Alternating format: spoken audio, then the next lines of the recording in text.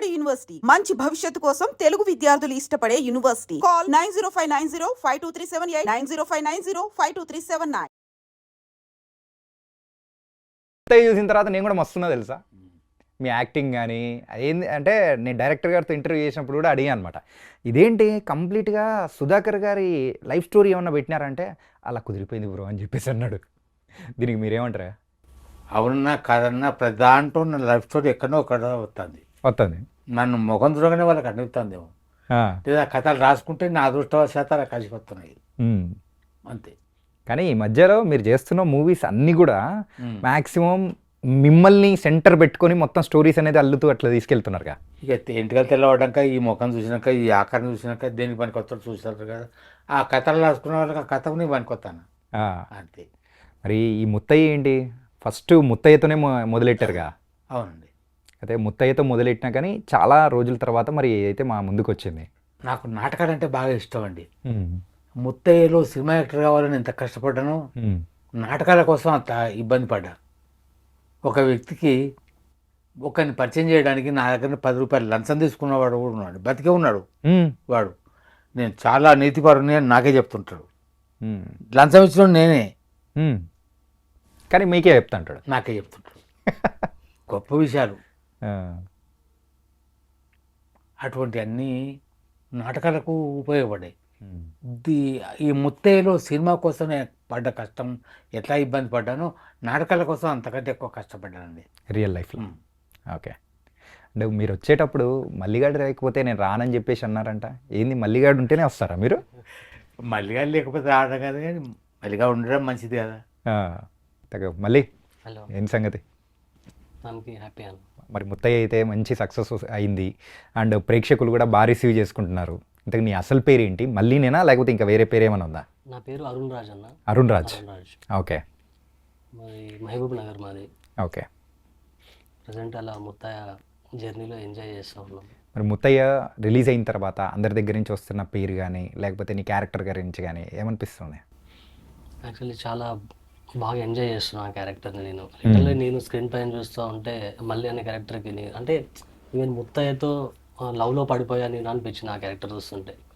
Everyone actually చాలా మందిలో ముత్తయ్య ఉంటాడు అన్న, నాకు తెలిసి మేబీ నేను అట్లా లవ్లో పడిపోయి ఉన్నా ముత్తయ్యతో అని చాలాసార్లు సార్ని అతుక్కొని కౌగిలించుకోవాలనిపించింది.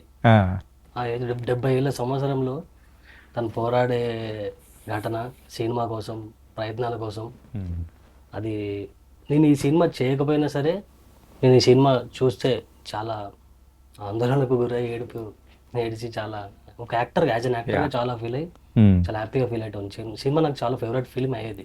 ఓకే అయ్యా, మరి ముత్తయ్య వచ్చి ఫస్ట్ మిమ్మల్నే ఒక సెంట్రిక్గా పెట్టుకొని సినిమా తీస్తాను అని చెప్పేసి డైరెక్టర్ అన్నప్పుడు కానీ అండ్ మీకు ఏమనిపించింది అసలు? నాకు ఏమనిపించలేదు, మరో నాటకం వేస్తాను అనుకున్నా. మరో నాటకం వేస్తాను, సినిమా అని మాత్రం అనిపించలేదా? నాకు భాస్కర్ గారిని చూసిన తర్వాత వారి ఆలోచనలు ఇవన్నీ చూస్తే ఇదంతా నాకు అది రాకున్నది ఏంది, మరో నాటకం వేస్తాను అనుకున్నాం. నాటకంలాగా వేయించాడు, ఒక సినిమా లాగా నాతో చేయించలేదు. నేను చేసింది వారు వాళ్ళ కెమెరాలో చూపించారు. ఓకే. ఈ సినిమాలో ఏ సంఘటన అయినా కానీ మిమ్మల్ని ఇంకా బాగా కదిలిచ్చింది, యాజ్ ఇట్ ఈజ్ ఉందని అనుకునింది ఏదైనా సీన్ ఉందా? ఏదంటే ఆ కొడుకు హాస్పిటల్లో ఉంటే ఆ డబ్బులు నేను సినిమా కోసం ప్రయత్నం చేస్తుంటాను. అవునవును. నిజంగా సినిమా యాక్టర్లు అవుతున్న వాళ్ళలో అంత కష్టాలు పడుతున్న వాళ్ళు ఉన్నారు. అది నిజంగా చాలా కష్టం అండి. నా బాధలు కూడా దీంట్లో కనిపించింది. అది సహజంగానే అట్లా బాధపడ్డ రోజులు ఉన్నాయి నాటకాల కోసం. కానీ ఈ పాత్ర ఏదైతే ఉందో అది పాత్ర అంటే ఒకటండి, కొంత వయసు వచ్చిన తర్వాత ఇతడు చేసిన ఉద్యోగం, ఇతడు పడ్డ శ్రమ అంతా నెక్స్ట్ అయిపోతుంది. అవునా? ప్రస్తుతం ఇతడు చేస్తున్న పని వలన వచ్చే ఆదాయం ముఖ్యం అనుకుంటుంటారు కుటుంబ సభ్యులు. వాళ్ళ కోరికలు, వాళ్ళ ఆశయాలు, వాళ్ళ ఆకాంక్షలు ఏమున్నాయో తెలుసుకునే ప్రయత్నం కూడా చేయరు. చిన్నపిల్లలకు అడుగుతాం, చాక్లెట్ కావాలన్నా అడుగుతుంటాం. అట్లాంటి కోరికలు పెద్దవాళ్ళకు కూడా ఉంటాయి కదా, ఎవరు అడగరు. అట్లా ప్రతి ఒక్కడికి రిటైర్ అయిపోయిన తర్వాత కూడా ఇంకేదో చేయాల్సి ఉండే అని కోరిక ఉంటుంది. చెప్పలేక చేయలేక బాధపడుతుంటారు. వయసు సహకరించదు, శరీరం సహకరించదు అనుకుంటున్నాం. అటువంటి వాళ్ళు కూడా పెద్దవాళ్ళను వాళ్ళ ఆశయాలు ఆకాంక్షలు ఏమున్నాయో తెలుసుకొని కొంచెం ప్రయత్నం చేస్తే వాళ్ళు సౌఖ్యంగా జీవించడానికి అవకాశం ఉంటుంది. కేవలం తిండి కోసం మాత్రమే కాదు కదా. అట్లా రిటైర్ అయిన తర్వాత ఉమ్. మరి మీరైతే ఈ జర్నీ అనేది కూడా మొదలుపెట్టారు. అయ్యా నాటకాలు కానీ ఉమ్. ఆ తర్వాత సినిమాలు కానీ ఇవన్నీ రిటైర్ కూడా. కాకముందే నాటకం మొదలెట్టినండి. సినిమాల విషయానికి వచ్చేటప్పటికి మాత్రం తర్వాత అనేది స్టార్ట్ అయింది కదా. అవును. కానీ ఇంత లేట్ ఏజ్లో ఇది కూడా ఇంత పాపులారిటీ కానీ ప్రేక్షకులు అంటే మిమ్మల్ని చూసి ఒకటి సొంత తాతను చూస్తున్నంత ఆప్యాయత అనేది వస్తూ మా ఉంటే ఎలా దర్శకుల అనిపిస్తుంది? గొప్పతనం అండి అదంతా. ఆ, మౌర్య గారి గొప్పతనం. వారు సెలక్షన్ చేసుకున్నారు, వారు చెప్పినట్టుగా నేను చేసుకుంటూ పోయినా. ఉమ్. నా గొప్పతనం ఏం లేదు, మొత్తం మౌర్య గారిది. మొత్తం డైరెక్టర్ గారికే క్రెడిట్ ఇచ్చేస్తున్నారు అయితే. Okay bro, and me character విషయానికి వచ్చేటప్పటికి ఆ love story cute love story కాకపోతే అది ఇంకొంచెం పెద్దగా ఉంటే బాగుండే అని అనిపించింది తెలుసా. ఏంటంటే ఎప్పుడు అంటే అక్కడ లవ్ ఏంటంటే నీకు అమ్మాయి మధ్యలో కంటే నీకు ముత్తయ్యకు మధ్యలో ఉన్న లవ్ అనేది ఎక్కువ కనిపించింది మాకు. అవునవును మధ్యలో ఆయన ఇద్దరి మధ్యలో పడిన గొడవ కానీ అది. అవునన్నా. సో ఫస్ట్ స్టోరీ చెప్పగానే ఏమనిపించింది? యాక్చువల్లీ స్టోరీ చెప్పగానే నేను అన్న దగ్గరికి వచ్చి, అన్న నాకు యాక్చువల్లీ ఈ స్టోరీ అంతా బాగా పోనుకపోయిందన్న. నాకు స్లాంగ్ యాక్చువల్లీ అన్నతో నాకు ఒకటి ఏంటంటే మహబూబ్ నగర్ ఆథెంటిక్ స్లాంగ్ నాకు బాగా కనెక్ట్ అయిపోయింది అన్న. Actually okay. అది ప్లస్ అయింది నాకు యాక్టింగ్కి. కానీ ఇంకా అన్న యాక్చువల్లీ యాక్టర్లో స్పార్క్ బాగా చూసేస్తాడు. ఐ థింక్ అదొక నాకు బాగా ప్లస్ అయింది ఆథెంటిక్ స్లాంగ్. దాంతోపాటు అన్న రాసే సీన్లు చాలా బాగా అర్థమయ్యేటట్టు, చాలా సింపుల్గా అర్థమయ్యేటట్టు చూసేసరికి చూసి వస్తుంది అసలు క్యారెక్టర్ ఖచ్చితంగా దీన్ని చేసేయాలని చెప్పేసి అప్పటి నుంచి ఓకే. చేసేసా. అప్పటి నుంచి లవ్లో పడ్డాను యాక్చువల్. నేను సినిమా వర్క్షాప్ నుంచి నేను లవ్లో పడ్డాను, స్క్రిప్ట్ చదివినప్పటి నుంచే. Okay happy. అయ్యా మరి ఈ సినిమాని ఫస్ట్ థియేటర్లో చూసిన తర్వాత ఎలా అనిపించింది? ఏంటంటే అది షూటింగ్ చేసేటప్పుడు ఒక రకంగా అనిపిస్తుంది కానీ మొత్తం అవుట్పుట్ అంతా తీసుకొని అలా స్క్రీన్ మీద చూసేటప్పుడు నన్ను నేను చూసుకోసరికి నవ్వుతూ ఉన్నాను. ఆ, ఇంత బాగా తీశారని.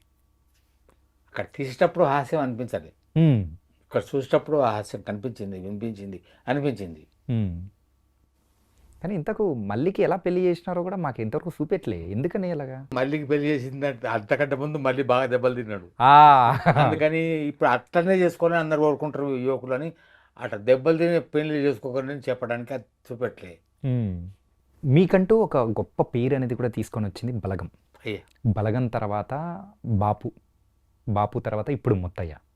ఎలా అనిపిస్తుంది అయ్యా మొత్తం అంతా ఒక గ్రాఫ్ చూస్తూ ఉంటే? అంత వీరు ముగ్గురు దర్శకులే.